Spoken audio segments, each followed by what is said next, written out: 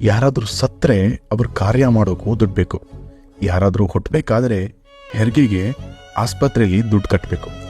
ಒಂದು ಹೊತ್ತಿನ ಊಟಕ್ಕೂ ದುಡ್ಡು ಬೇಕು. ನಮ್ಮನ್ನು ಯಾರಾದರೂ ಪ್ರೀತಿಸ್ತಾರೆ ಅಂದರೂ ಕೂಡ ದುಡ್ಡು ಬೇಕು. ಎಲ್ಲದಕ್ಕೂ ದುಡ್ಡು ಬೇಕೇ ಬೇಕು. ಹೌದು, ದುಡ್ಡು ತುಂಬ ಅಂದರೆ ತುಂಬ ಮುಖ್ಯ. ಆದರೆ ಕೆಲವು ವಿಚಾರಗಳಲ್ಲಿ ದುಡ್ಡಿನಿಂದ ಎಲ್ಲವೂ ಅಳೆಯೋದು ಅತಿ ಹೀನಾಯ ಅನಿಸುತ್ತೆ. ಒಬ್ಬ ವ್ಯಕ್ತಿ ಹತ್ರ ದುಡ್ಡಿದ್ರೆ ಮಾತ್ರ ಆತನಿಗೆ ಮರ್ಯಾದೆ, ಇಲ್ಲ ಅಂದರೆ ಅವನನ್ನು ಕಾಲ್ ಕಸಕ್ಕಿಂತ ಕೀಳಾಗಿ ನೋಡೋ ಕಾಲ ಇದು. ಒಬ್ಬ ವ್ಯಕ್ತಿಗೆ ಇನ್ನೊಬ್ಬ ವ್ಯಕ್ತಿ ಪ್ರೀತಿಸಿ ಅವನನ್ನು ಕಾಳಜಿ ವಹಿಸೋದು ಆತನಲ್ಲಿ ದುಡ್ಡಿದ್ರೆ ಮಾತ್ರ.